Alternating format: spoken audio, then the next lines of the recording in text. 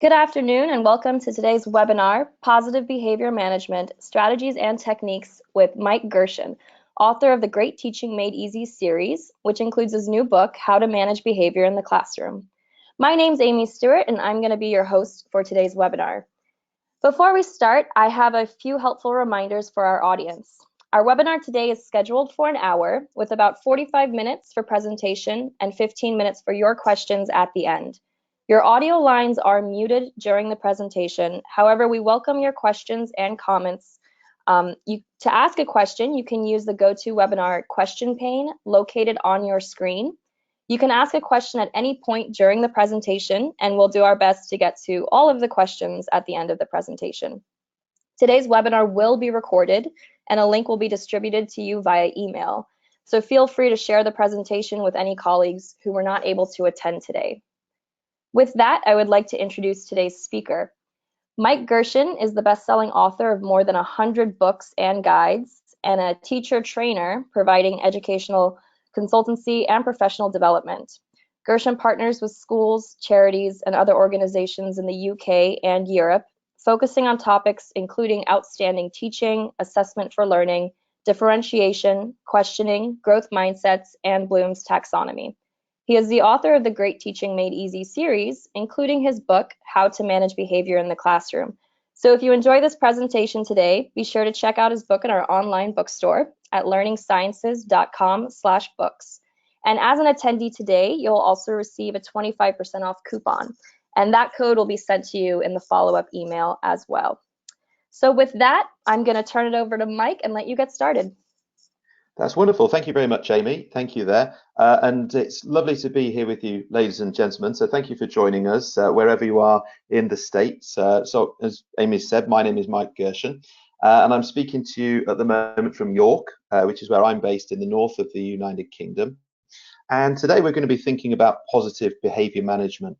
So I really want to do two key things in this webinar. The first is just provide a framework, a very practical framework for thinking about positive behavior management, both at classroom level and at whole school level. And once we've done that, and we'll do that in the sort of first 10 minutes, I would say, we're then going to look at a whole range of practical strategies that lead off from that. And we're going to very much focus on things that any teacher can do in the classroom, but also things that a building, someone in charge of the building, the principal, the assistant principal, those leadership figures, that they can also cascade down to teachers across the school. So I want to start off by suggesting to you that a really useful way to think about the classroom is to think of it as a social space. Now, this first came across to me when I began teaching many years ago, and I viewed behavior through this lens as a way to really sort of think, actually, when we're in the classroom together, the teacher and the students, what's happening there from a social perspective? And by a social perspective, I mean sort of sociologically. So how are we interacting with each other?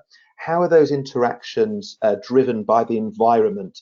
And I mean both the built environment there, but also the cultural environment, so the culture of the school and the culture of the classroom. So my view is that really good positive behavior management starts from the teacher taking control of that social setting and saying, okay, what is the environment that I want to facilitate in the classroom? And then what do I need to do in order to make that happen? But also, when behavioral problems arise, how do I go back to that framework and say to myself, okay, why is this happening? What can I do to stop it happening? What can I do to move children away from negative behavior towards positive behavior? And how can I consistently send that message to them that actually positive behavior is not just something, not just an ideal that we're aiming for, it's actually a practical reality that we can all achieve, and that it's about the expectations both that the teacher has for the learners, but also that the learners have for themselves.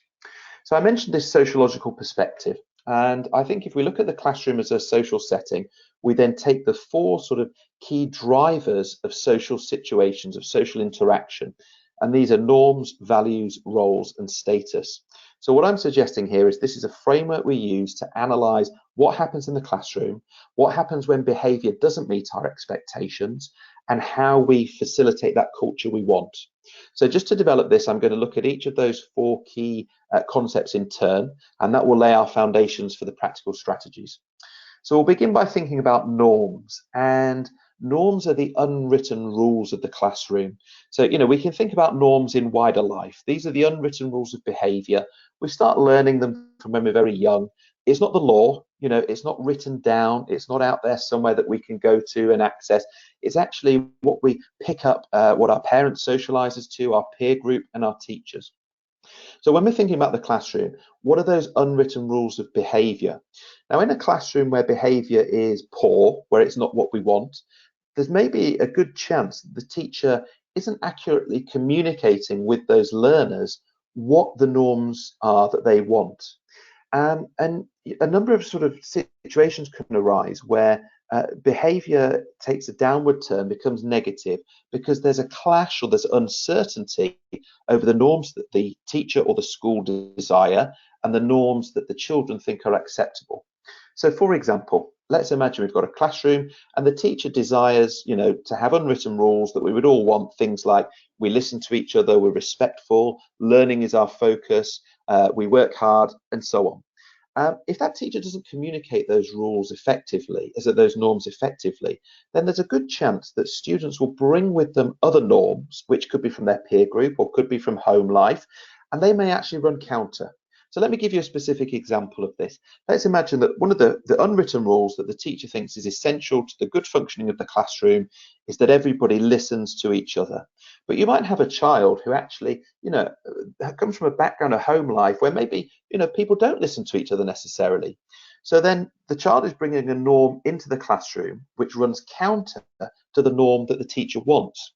Now, if that teacher doesn't communicate their norm and doesn't make it clear and explicit to the whole class what that norm is, then it's very likely that behavioural problems are going to arise when these two norms clash against each other. So what I'm arguing to you then is that when we start looking at the classroom as a social space, we start making some of these implicit assumptions explicit. So instead of thinking to ourselves, okay, hopefully the learners will follow the norms that I want, we say, actually, what are my norms? What are the school's norms? And then how do we communicate that to learners every single lesson as consistently as possible?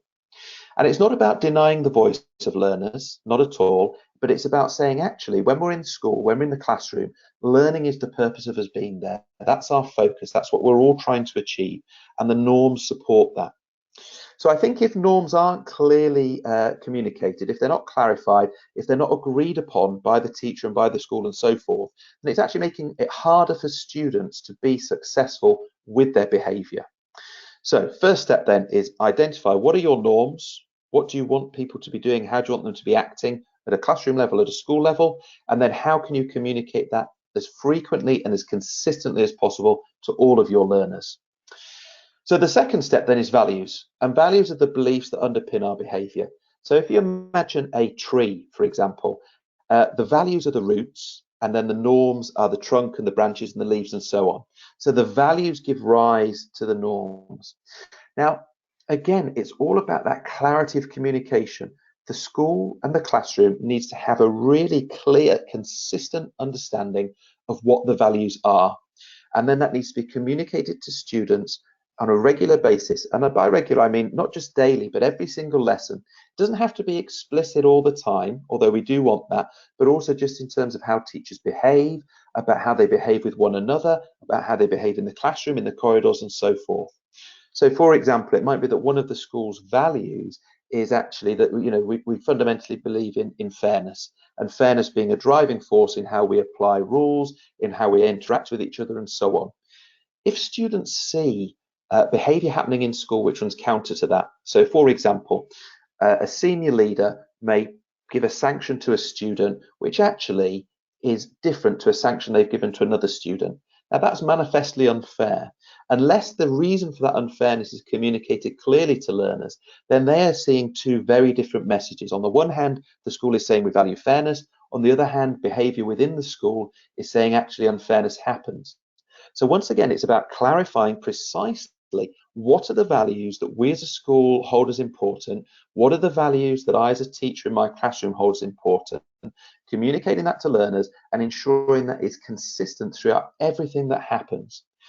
What we're trying to do here is we're trying to set up an environment, a social space, a cultural space for learners where the norms and the values are consistent and they're clearly communicated, and therefore every learner understands without question what the expectations are.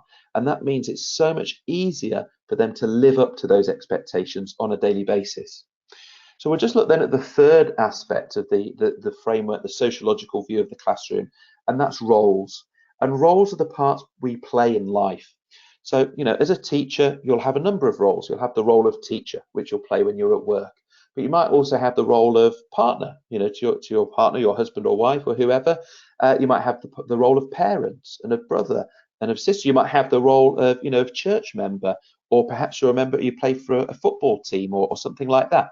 So your behavior subtly changes depending on what role you're playing at a certain point in time.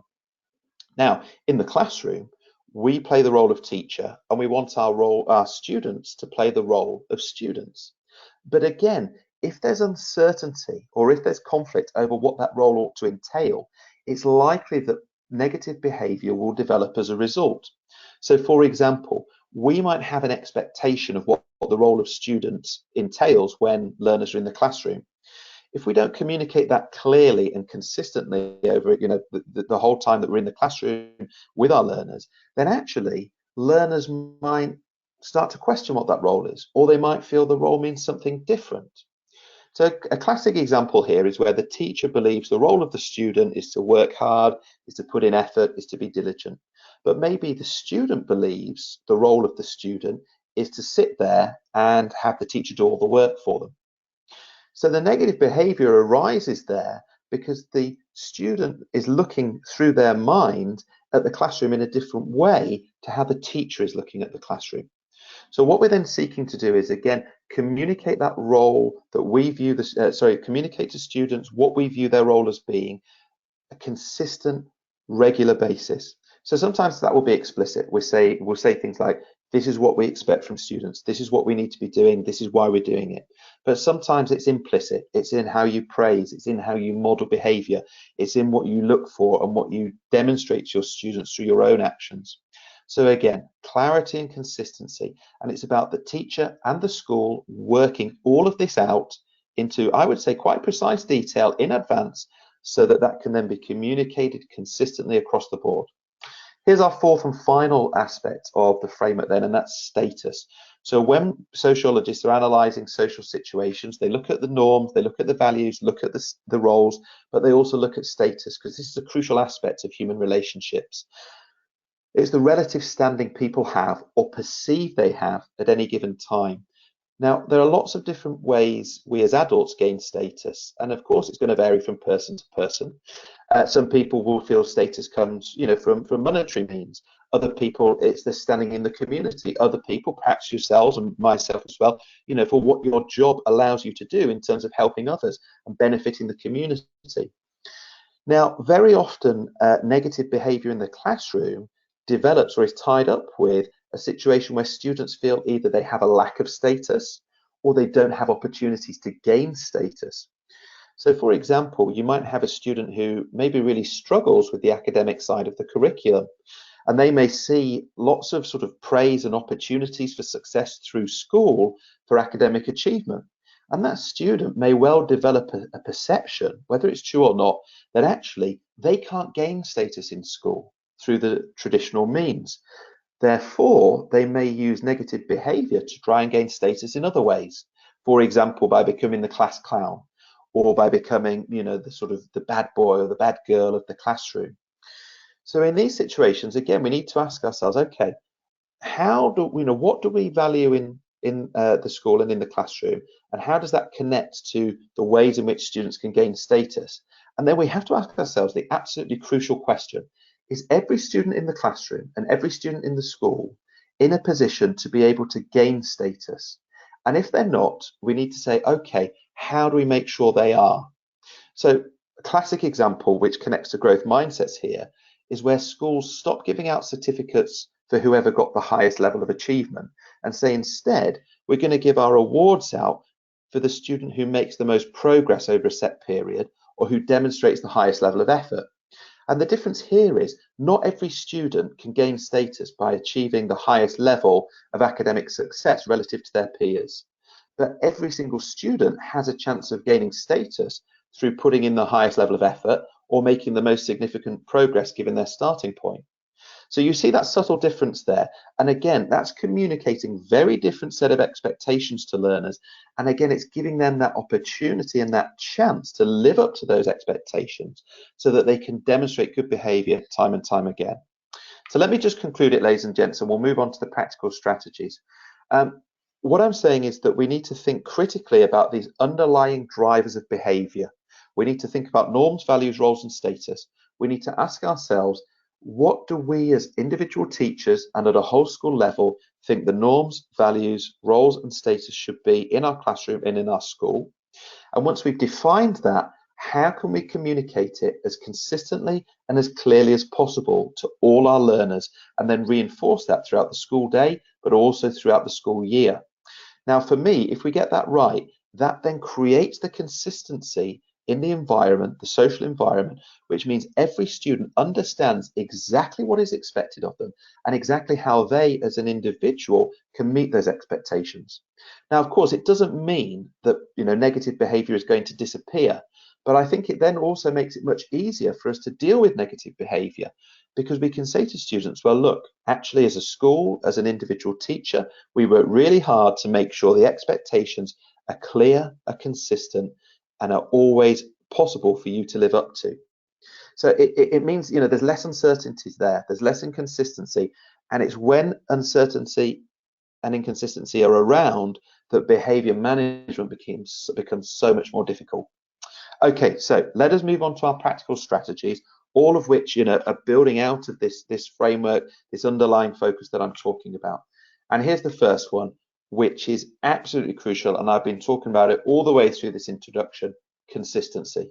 For me, this is the absolute golden key of positive behavior management. If we don't have consistency, it's so much harder for an individual teacher to manage behavior, but also for school-wide for behavior to be taken to a really good level. So what I'm suggesting here, ladies and gents, is that rules regulate behavior. As human beings in society, rules are there in order to regulate our behavior. And there's two different sides to that. There's those norms we've just been talking about, those unwritten rules, and there's also the formal rules, things like the law, but also the school rules.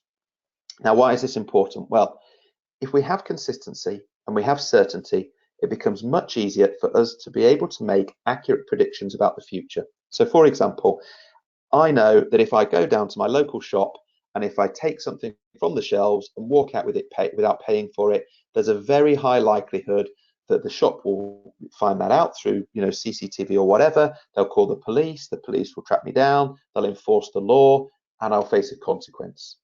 I can make that prediction because the rule is consistent, because it's consistently reinforced. Let's now flip it into the classroom. Let's imagine we have a teacher who is, I'm not going to say strict, but I'm going to say consistent. They say, okay, if you arrive late to my lessons and you don't have a genuine reason for that lateness, then I'm going to ask you to stay behind at the end for the same length of time as you are late. Now, if that teacher consistently applies that rule, it means the students very quickly come to understand that that sanction is always going to arise if they engage in that behavior. But imagine we've got another classroom where the teacher makes that statement and says that's the rule, but then they reinforce it inconsistently. Well, a couple of things happen. First of all, it becomes much harder for the students to make predictions about the future because they think, is the teacher going to reinforce the rule or are they not? I don't know. And then they start thinking, maybe I'll just take a chance. And then they start thinking, I'll take a chance. And if they pull me up on it, I can say to them, well, last lesson you didn't keep people back. So how's it fair for you to keep me back?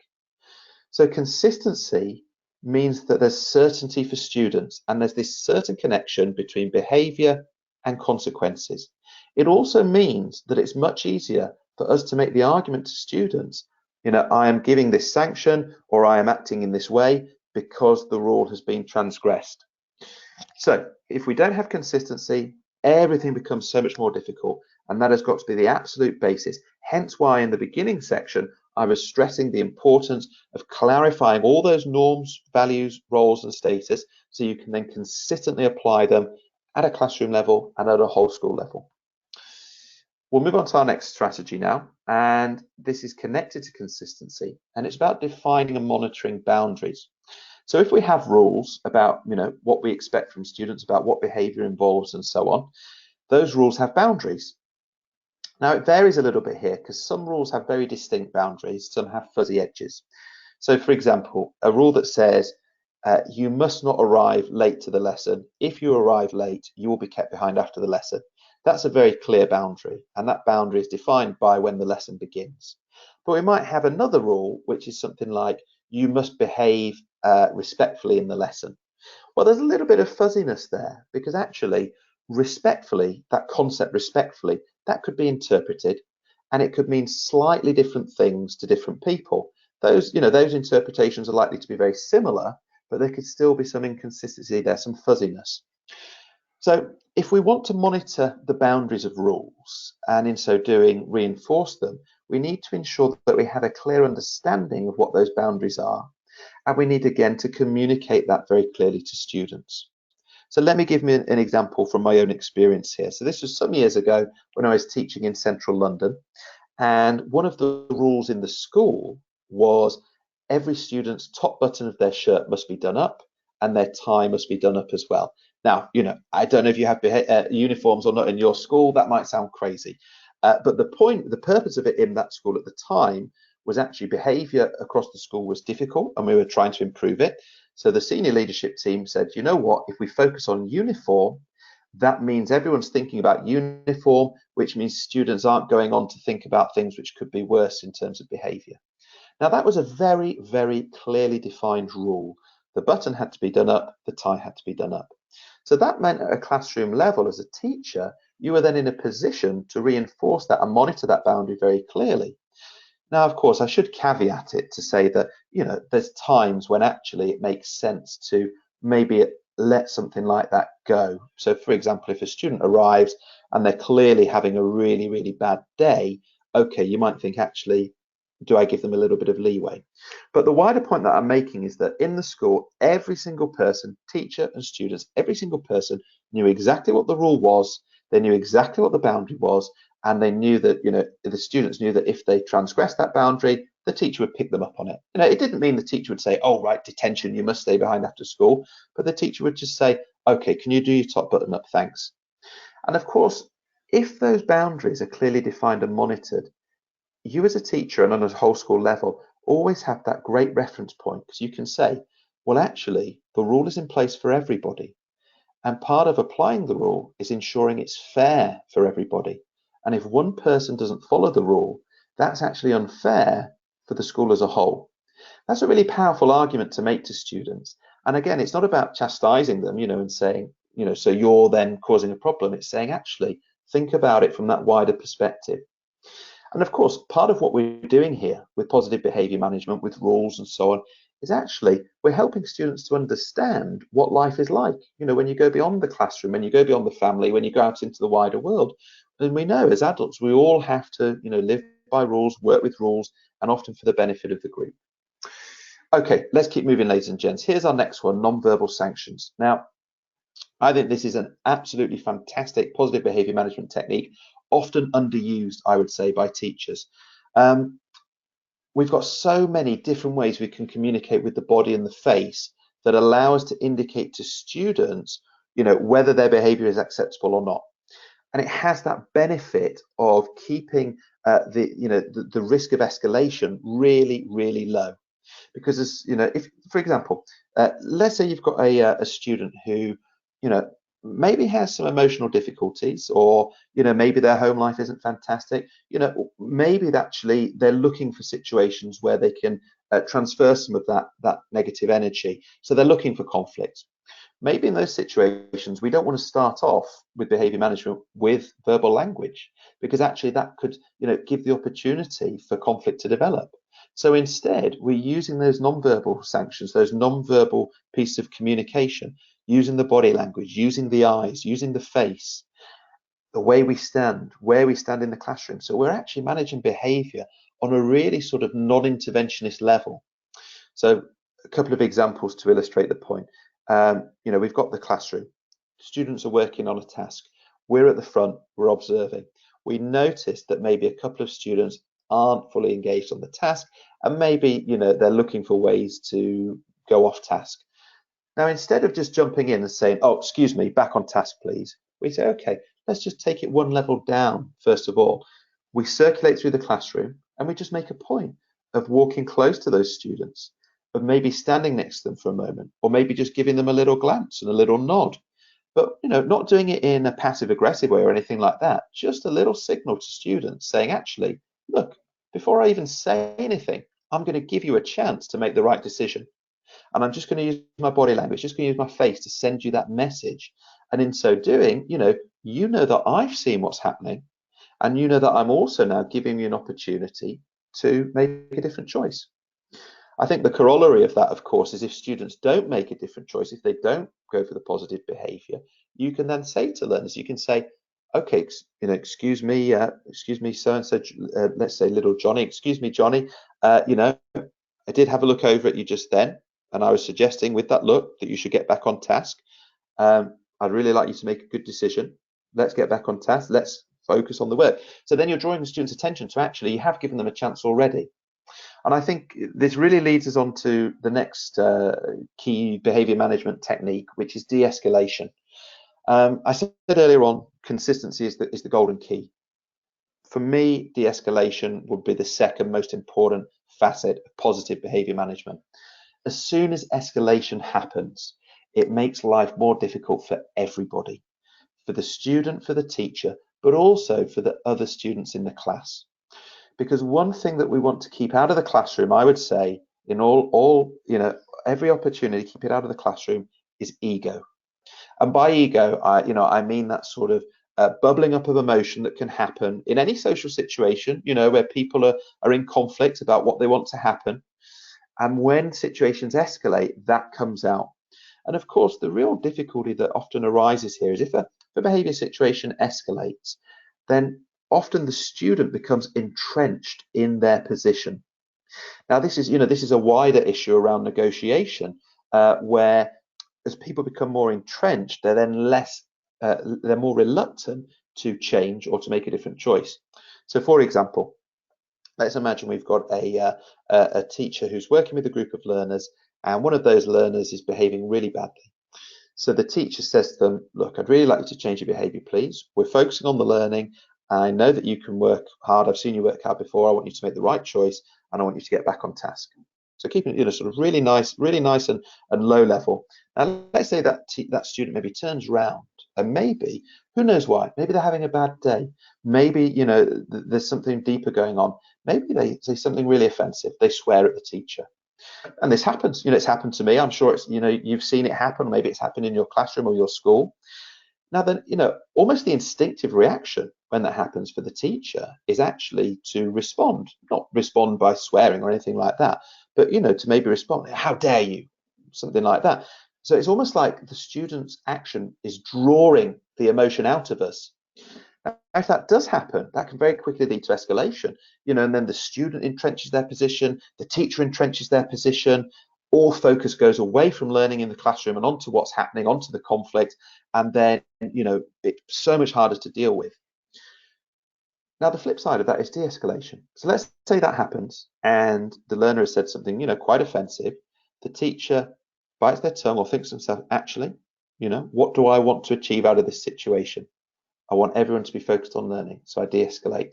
You still reprimand the student. You say something like, excuse me, and I know that is absolutely not the way to behave. I'd like you to step outside of the classroom, please. I'd like you to have a think about what's just happened. And in a moment, when you've had an opportunity, I'm going to come out and we'll just have a chat about it and we'll see what we're going to do next. So you see the difference here. And, of course, it's not going to work every time, and it's not going to always, cause that student to lower their tempo, as it were. But what it does is it sends a really clear message about how we as adults deal with behavior that we're not happy with, behavior that's offensive or behavior that's negative or anything like that. It says, actually, we deal with it rationally, we deal with it calmly, we still convey, the fact that that's unacceptable behavior, but we don't let that emotional side of things come in and take over, because we know that can take everybody away from the learning, and that can cause the conflict to really escalate.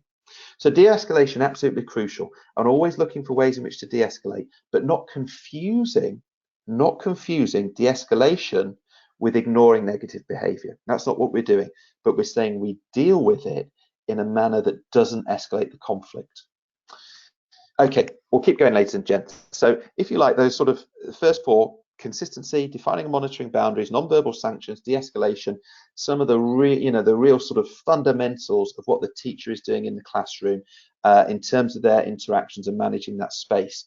So what we're now going to look at, we're going to look at another fundamental, but we're going to look at it in more detail, and that's the use of praise. And praise is such a crucial part of any classroom. It's praise that makes students feel good. It's praise that helps students understand what they're doing well. And that could be behavior, but it could also be learning as well, of course. And what we're thinking about here is actually positive behavior management involves the teacher being positive in their communication with learners. And it involves learners developing that sense that actually in school, in the classroom, there's always an opportunity to do the right thing, and there's always an opportunity to draw praise from the teacher.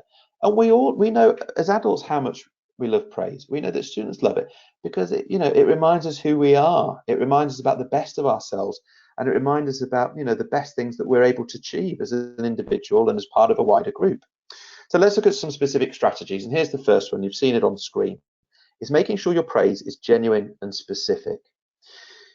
Students can spot false praise or sort of lazy praise, and it has less of an impact. So we see these two examples here.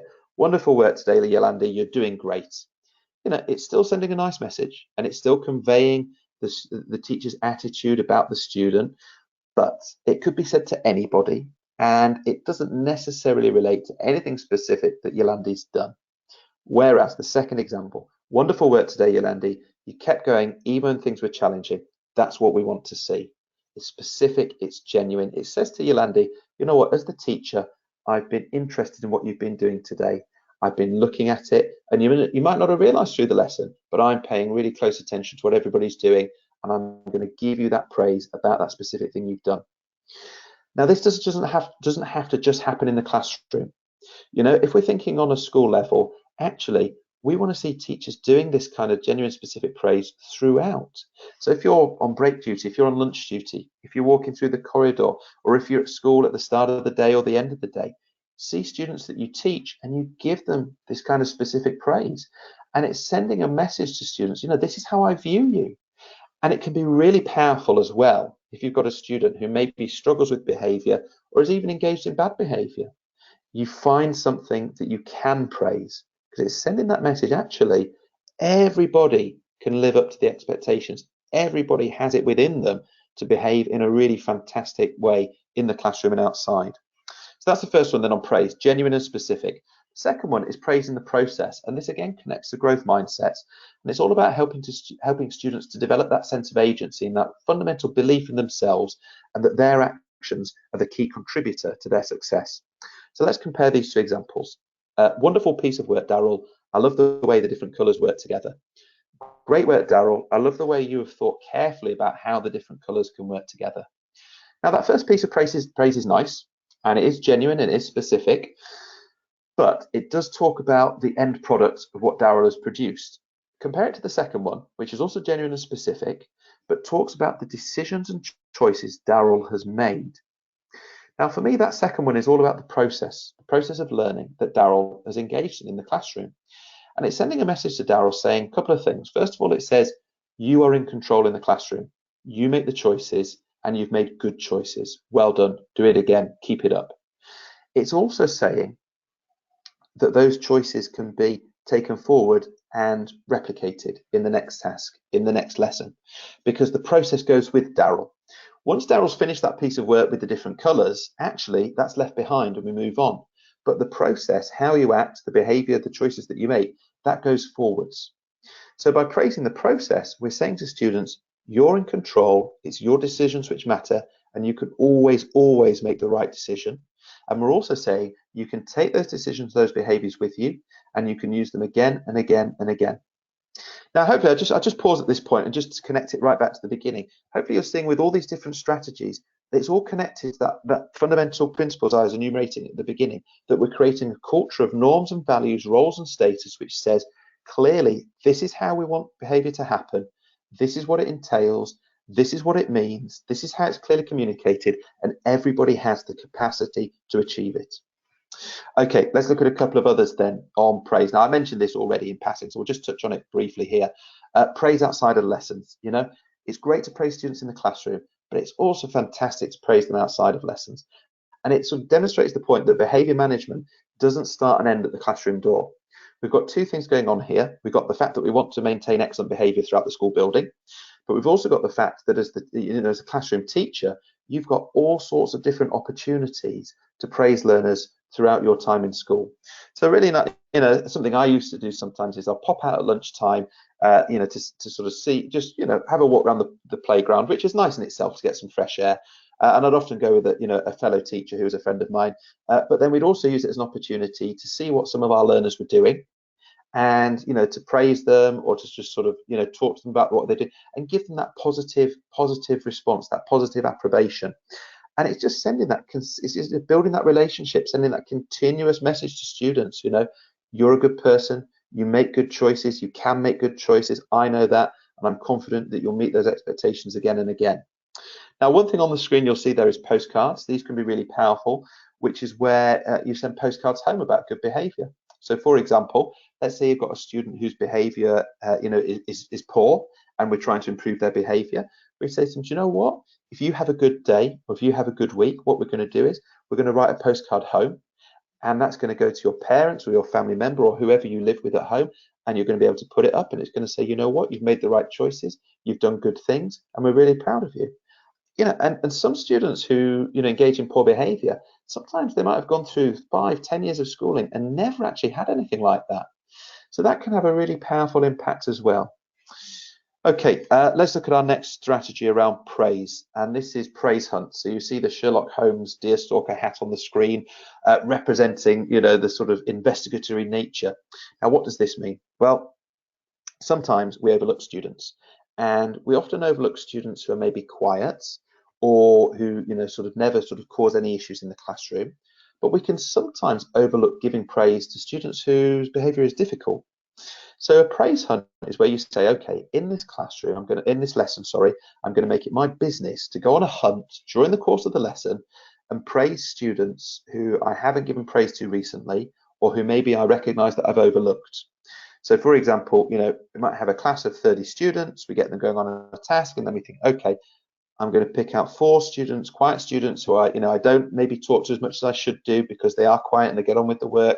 I'm going to specifically target them and give them some praise. And then I'm also going to target 2 students, whose behavior is difficult, but because we're often talking about their negative behavior, I want to find a key reason why I can give them some positive praise. And then actually you make that your business during the task. Students are getting on with the learning, and you say, okay, I'm using that time to go out and give praise to those particular learners in order so that they can feel good about themselves, but have that communication from me to say, actually, you're doing good things and I want to recognize that. Now, at a whole school level, that can work slightly differently. For example, you might say, okay, which learners are we never really picking up on for either their good behavior or for trying to improve their negative behavior? And then we say, okay, from a leadership perspective, can we go on a praise hunt and pick up on those learners and maybe praise them in assemblies, or maybe just with a quiet word in the corridor? But what we're doing is here, we're just trying to pick up on learners who might otherwise be overlooked and maybe not get access to praise as often as we would like. Okay, let's keep going, ladies and gents. We've got about another 6 or 7 minutes of me, and then we're going to move to your questions. So we'll try and get through another 2 or 3 strategies here. So we're going to move from praise now to language. So if you like, we started off with our sort of fundamentals. Then we looked at praise as a key communicating strategy between teacher and students. And now we're going to think about some of the little techniques and tweaks we can use with language to really promote positive behavior management. Now, this is a great technique, and it's called talking in terms of we. If we talk in terms of we send a message to students that we and they are on the same team and going for the same goal. So for example, we might say this, on the screen, we can see it here. We're going to refocus on the task immediately, thanks, rather than you need to refocus on the task immediately, thanks. So imagine we've got this learner here who maybe isn't working as hard as we want, and we say to them, you need to refocus on the task. Well, sometimes that works, but sometimes the learner might take it as a slightly antagonistic message, implying that, it's us and them, that our job is to go around and police everything. Instead, we say, okay, we're going to refocus on the task. Let's get going, please. Or we say, okay, what are we going to do together to refocus on the task? And we're saying to the learner through that language, actually, it's not about me and you in opposition. It's about me and you together. And when we're in the classroom, the only reason I look for good behavior is because I want everybody to have the best chance possible to learn and to make good progress. So it's communicating that message. And you can, if you talk consistently in that way, it's not necessarily that students are consciously aware of it. I think it's more that, it sort of seeps into it subconsciously, but it sends a powerful message. And of course, it also works at a whole school level as well. If as a senior leader, you're talking to groups of students, particularly if you're consistently talking to the same students about behavior, you want to try and avoid that situation where they feel it's you against them. So you talk in terms of we, and as a result, you say, we're in this together, and we're working together, and as a result, we're going to be successful together. Okay, next one on language here. This is outlining a proposed future. So what we're saying here is we're painting a little picture in students' minds about what is going to happen in the lesson. So we're actually saying, before we get started on the lesson and all the behavior that might go around with that, we're going to tell the students exactly what that future is going to be like. So here's an example. In the remainder of the lesson, we're going to focus all our energies on our learning. This means no talking about other things and no slipping into bad habits. So we're being proactive here. Instead of waiting to see what happens with behavior and with learning, we say, actually, we're going to take control of it right now, and we're going to paint that image in students' minds. And two really important things follow from that. The first one is, it says to students, there's the expectation. It's been clearly communicated. I now believe you can live up to it. And then it also says, if students then engage in behavior which runs counter to that expectation, we can take them back to it. And we can say, hang on a second, Sally, 5 minutes ago, I stood at the front of the class and I said, this is what we're going to do. And I said, we're going to do that as a whole group. Now, do you think your behavior is matching that expectation? Okay, what can we do to change it? So you're painting a picture in students' mind, very clear for them to live up to. And you're also giving yourself a reference point that you go back to if behavior does drop below what you want.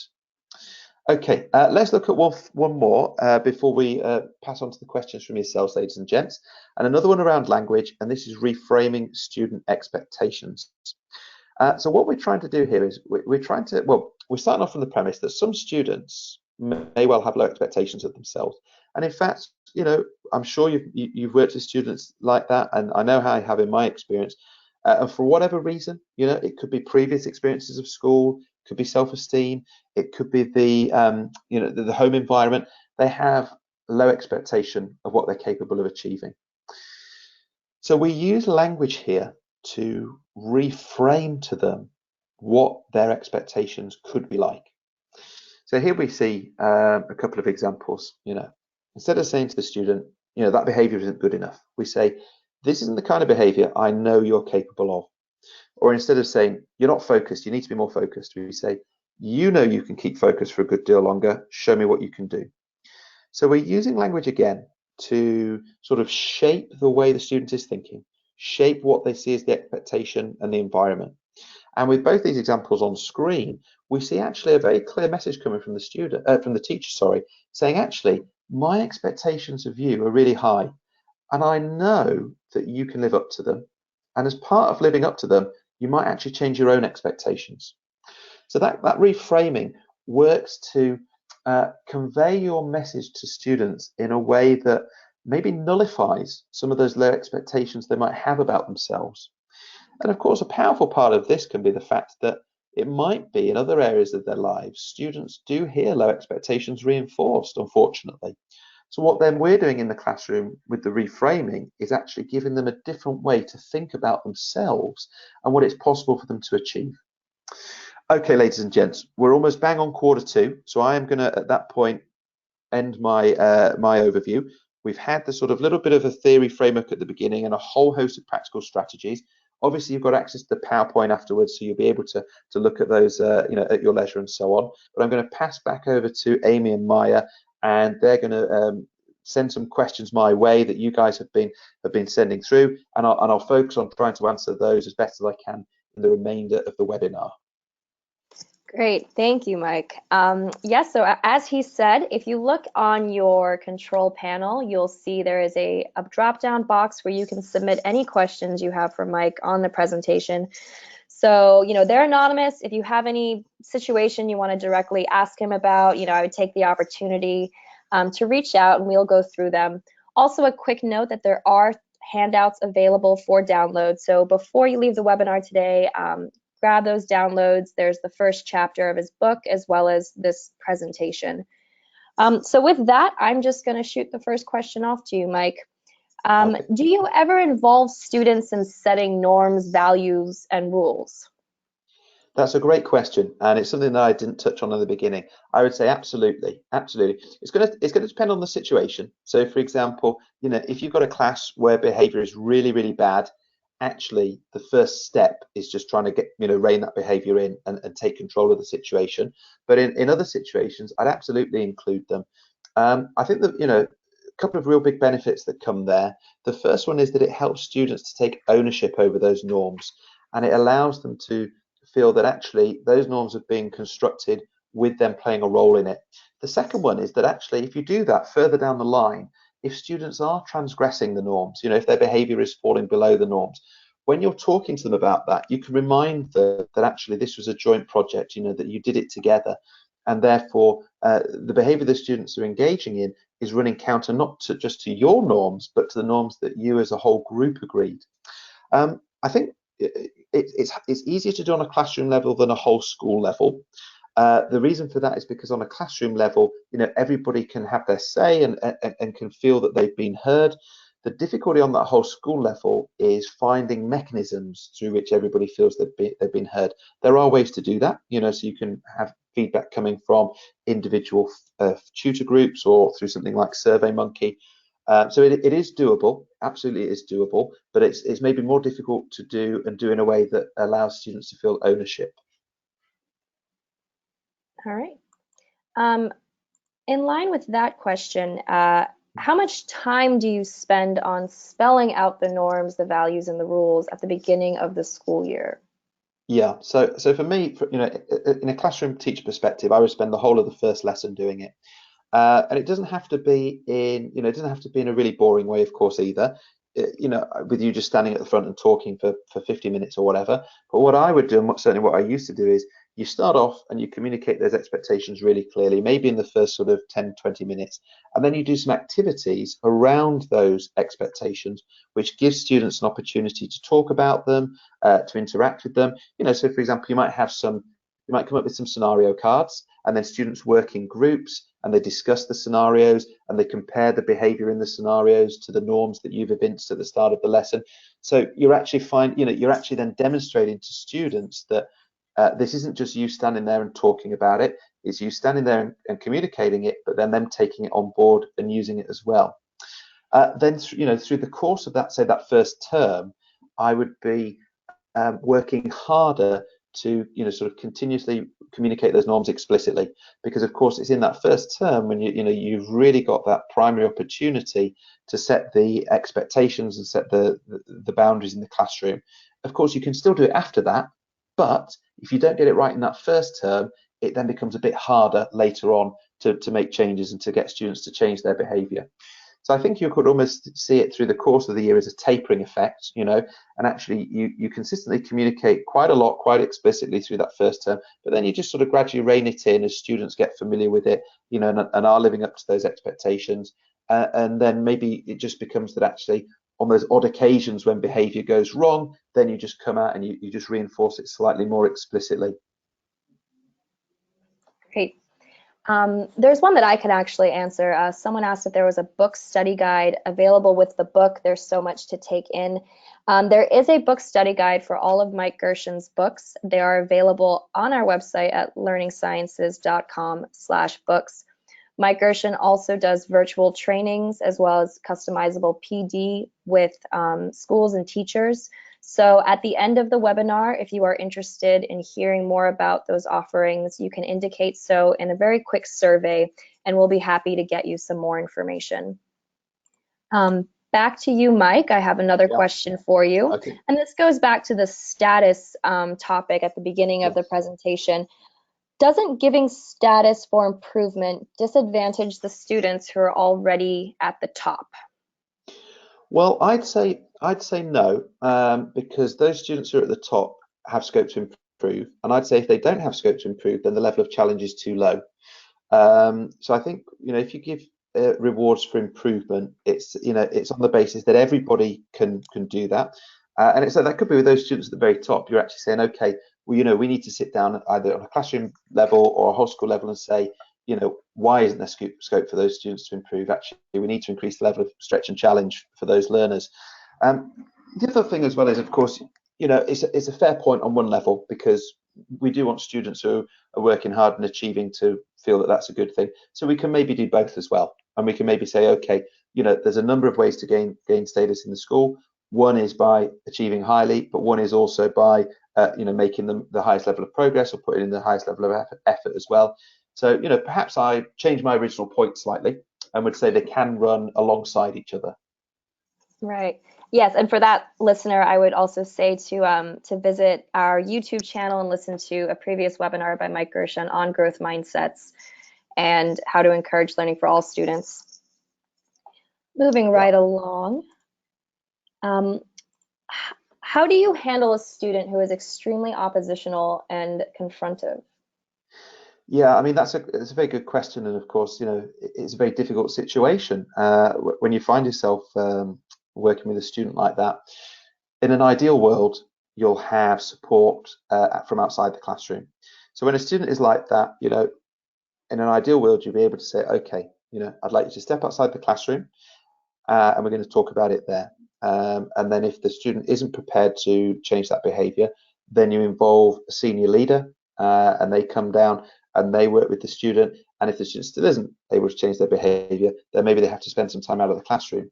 So that's in the ideal world. And why I think that is an effective mechanism is because actually no teacher should expect to have really oppositional or confrontative behaviour in the classroom.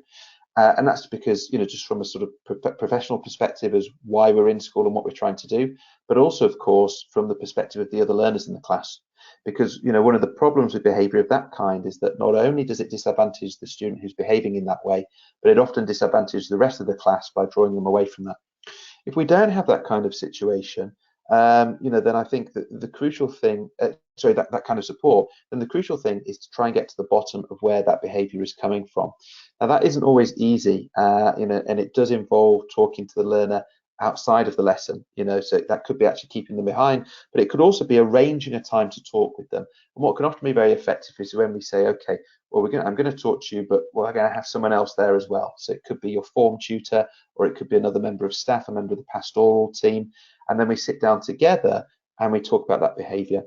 I think a really important thing to avoid in that situation, going back to what we talked about earlier, is that escalation.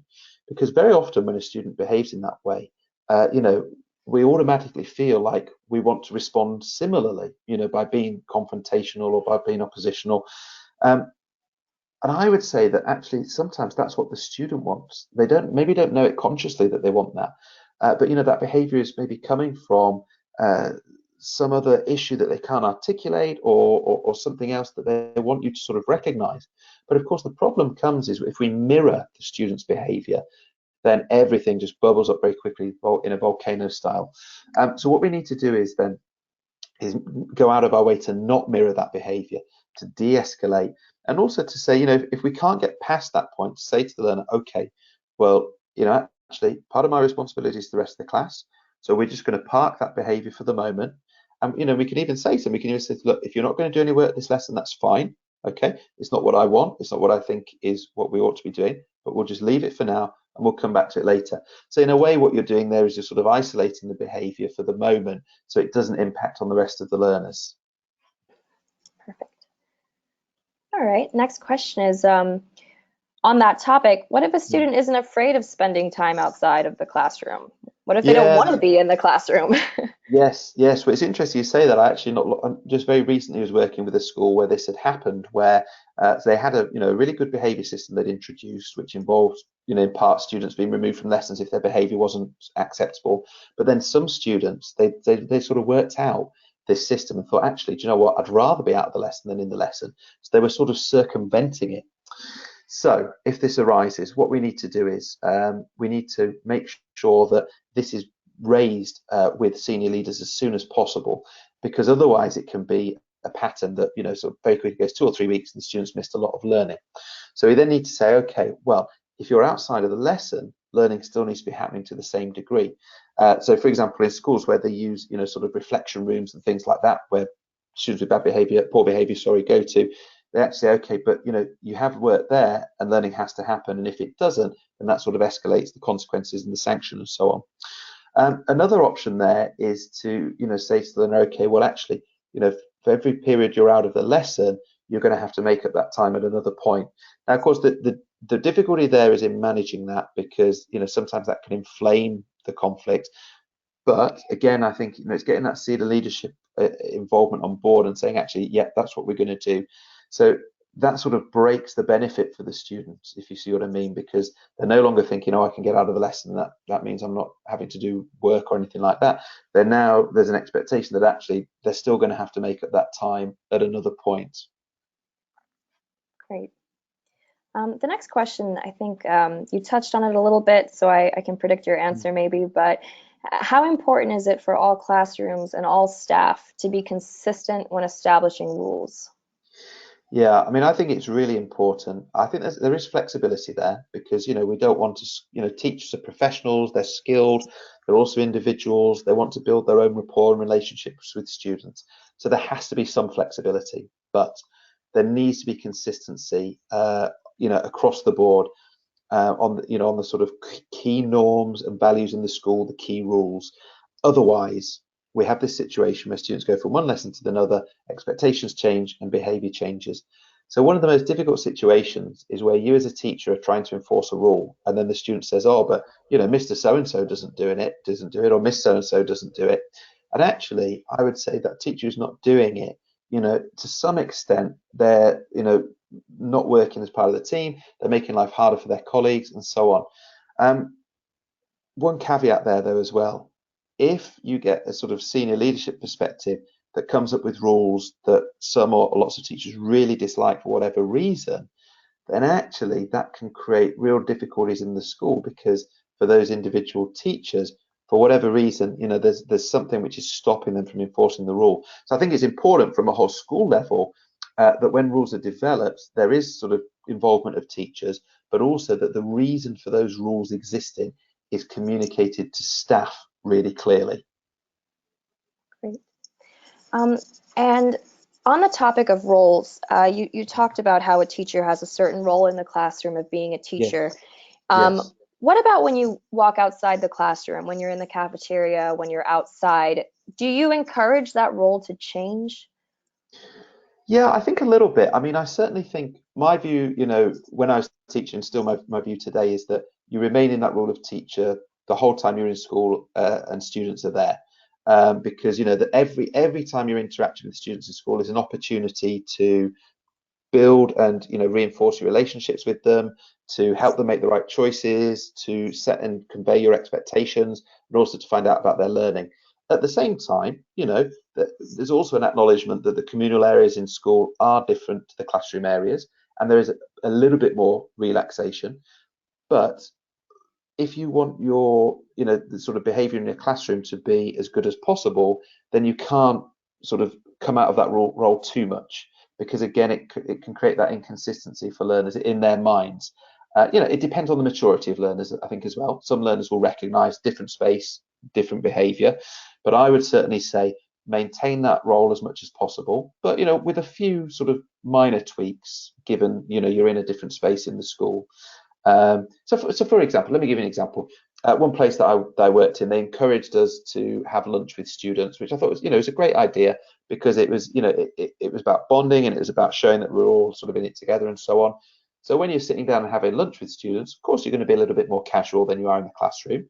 Not casual in terms of your language or anything like that, but you're going to talk about different things. You're going to acknowledge to them through your behaviour that it's not the same space as the classroom space.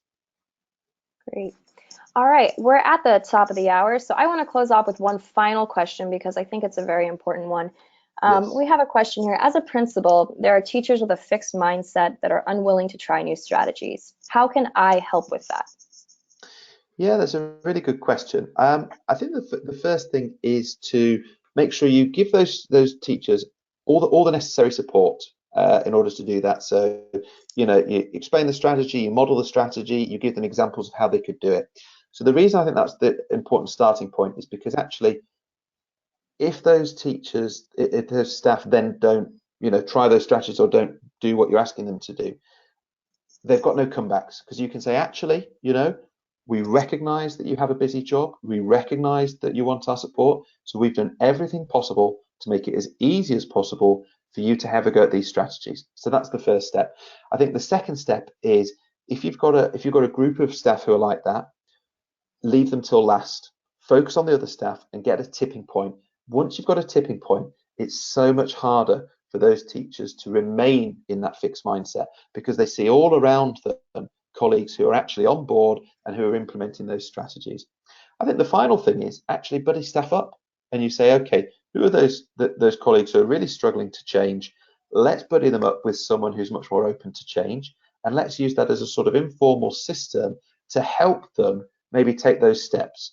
And of course, staff can be in that situation for a number of reasons. Sometimes it's just because staff, been there a long time, they're used to doing things a certain way. Sometimes they're scared of change. Sometimes they're scared that it could go wrong, So I think also perhaps there it's important to say to staff, we are making changes and we are trying new strategies, and it's okay if those don't work straight away because, we're not expecting them to work straight away. We're trying to move somewhere and it might take us a couple of months, it might take us a term, might take us a year. And sometimes that can remove a little bit of the fear that maybe staff in that situation have from making changes. Excellent. Well, thank you, Mike, for that presentation and your time. My pleasure. With that, I'm going to wrap up the webinar. If you don't mind, Mike, just moving forward to the last slide of the presentation. Yes, of course, I just want to let our attendees know that if they're looking to create a positive atmosphere in your school, nothing does it quite like teamwork. So come join us in Orlando this summer at the 2019 Building Expertise Conference as we celebrate the power of team. You'll hear from other LSI authors, including Robert Marzano, David Sousa, Michael Toth, and guest speakers Kenny Thomas from Black Hawk Down and futurist Erica Orange. Please visit our website at buildingexpertise.com for more information. And the last thing to mention, when you leave the webinar today, you'll see 4 short survey questions. Please take a moment to give us your feedback and let us know if you're interested in learning more about Book PD offered by Mike Gershon, as well as virtual trainings. So once again, thank you for attending, and we hope everyone has a great afternoon. Thank you again, Mike. Thank you. Thank you to everybody. Thank you.